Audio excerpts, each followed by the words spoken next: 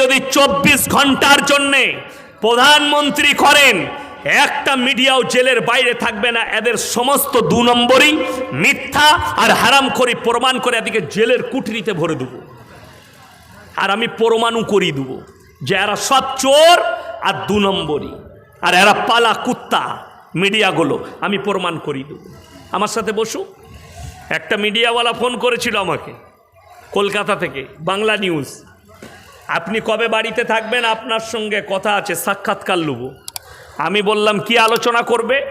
ধর্ম নিয়ে ডিসকাস করব। আমি বললাম আমার সঙ্গে কথা বললে আমি কিন্তু টেবিলে বই নিয়ে বসবো, কোরআন, বুখারী শরীফ, তিরমিজি, আবু দাউদ, কোরআনের তফসির সব নিয়ে বসবো। বলে না, প্রশ্ন আপনাকে হোয়াটসঅ্যাপে পাঠিয়ে দেবো। আমি বললাম ফোনটা রাখ, দ্বিতীয়বার এই কথাটাই জোবান থেকে বার করবি না, টেনে ছিঁড়ে দেবো জোবানটা। তুই কি প্রশ্ন পাঠাবি বে? তোর মনে যা প্রশ্ন আছে ইসলাম সম্পর্কে আমার মাদ্রাসায় বসে করবি, লাইভ চলবে, আমি উত্তর দেবো তোকে কোরআন আর হাদিস থেকে। আর যদি কোরআন হাদিসের বাইরে প্রশ্ন করো, সে উত্তরও আমার কাছে আছে। হারামখোরের জন্য হারামখোরি উত্তর আছে, ভদ্রর জন্য ভদ্র উত্তর আছে, অসুবিধা কিচ্ছু নাই। বড় কষ্টের বিষয়, সে মাল আর আসেনি আমার কাছে। সে দেখেছে এই মাল বিক্রি হবে না, আমার প্রশ্নের উত্তরও দিবে না। আমি যেটা বেঁধে দেবো সেটা বলবে না, তার বাইরে যাবে। হ্যাঁ, আমি গণ্ডির বাইরে কথা বলতে চাই, তোমার বাঁধা গণ্ডিতে কথা বলবো না আমি। তাইলে তো ফেঁসে গেলাম, ইসলাম নষ্ট হয়ে গেল, ধ্বংস হয়ে গেল। আজকে ওই কারণে মুসলমান পিছিয়ে, আমরা নিজের কালমার ওপরে স্ট্যান্ড নেই। আপনাকে দেখিয়ে দিচ্ছি। তসলিমা নাসরিন 1 মাস আগে কি বলেছে জানেন? মুসলমানরা কোরআন নিয়ে পড়ে আছে আর পৃথিবীর বৈজ্ঞানিকরা চাঁদে পৌঁছে গেছে, আমাদের জন্য অ্যাটাক করেছে। আল্লাহর কসম করে বলে যাচ্ছি, আল্লাহর কসম করে বলছি, কোরআনে আল্লাহ যে চ্যালেঞ্জ ছুড়েছে, পৃথিবীর কোনো শক্তির ক্ষমতা নেই সেই চ্যালেঞ্জকে অ্যাকসেপ্ট করি। জোরে একবার বলুন সুবহানাল্লাহ। যদি বলেন চ্যালেঞ্জ কি? আমার ভাইয়েরা, আমার মায়েরা, বোনেরা, শুধু মেদিনীপুর টাউন নয়, পৃথিবীর যতগুলো ডাক্তার বৈজ্ঞানিক আছে সবগুলোকে এক কাছে করুন, কলকাতা ইডেন গার্ডেনে জমা করুন, আর একটা প্রশ্ন করুন। একবার বলে দিন, যে ডাক্তার পারবে বলুন, যে বৈজ্ঞানিক পারবে একবার বলে দিন, আল্লাহ মানুষের মধ্যে জানটাকে, রুহটাকে কোথায় রেখেছেন? জোরে বলুন সুবহানাল্লাহ।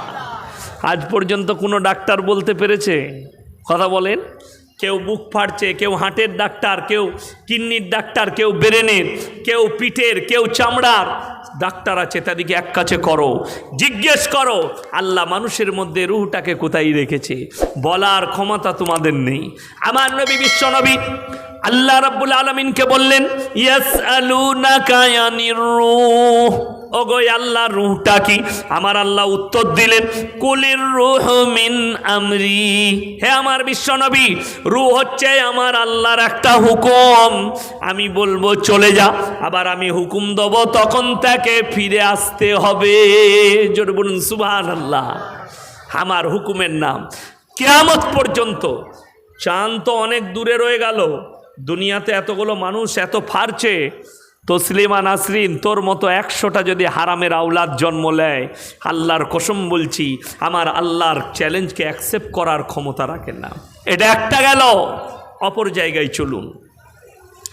মারাজাল বাহরাইনি ইয়ালতাকিয়ান বাইনাহুমা বারযাকুল লা ইয়াবগিয়ান। আমি আল্লাহ দুটো সমুদ্রকে পাশাপাশি বহমান করেছি, একটার পানি নীল আর একটার পানি সাদা। তাদের মধ্যেখানে এমন অন্তরাল মানে হচ্ছে দেওয়াল, এমন দেওয়াল দিয়েছি আল্লাহর কসম, কিয়ামত পর্যন্ত পৃথিবীর বিজ্ঞান খুঁজে পাবে না, দূরবীনের সাহায্যে দেখতে পাবে না। এটার নাম হচ্ছে আল্লাহর হুকুম। আমি যতদিন না হুকুম দিচ্ছি, তারা একে অপরের সঙ্গে মিশ্রিত হবে না। পরের আয়াতে আল্লাহ বললেন, ফাবিআইয়ি আলাই রাব্বিকুমা তুকাজ্জিবান। হে আমার বান্দারা, তোমরা আমার কোন কোন নিয়ামতকে অস্বীকার করবে? জোরে একবার বলুন সুবহানাল্লাহ। আল্লাহ এত সুন্দর নিয়ামত দিয়েছে, পৃথিবীর মানুষের ক্ষমতা নেই, যে তারা অ্যাকসেপ্ট করে।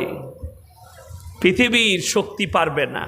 আর তুমি কোথা থেকে চ্যালেঞ্জ ছুড়ছো যে কোরআন, মুসলমানরা কোরআন নিয়ে পড়ে আছে। আমার মুসলমান ভাই, বাদ দিয়ে কথা বলো। ভারতবর্ষে যতগুলো বর্তমান যুগে দাঙ্গা হয়েছে হিন্দু মুসলিম, এগুলোর মধ্যে 100টার মধ্যে 98% দায়ী হচ্ছে এই মিডিয়াওয়ালারা। এরা দাঙ্গা লাগিয়েছে, অন্য কেউ নয়। হিন্দু মুসলিমের মধ্যে বিদ্বেষ ঢুকানোর কাজ করছে আমাদের দেশের এক শ্রেণীর মিডিয়া।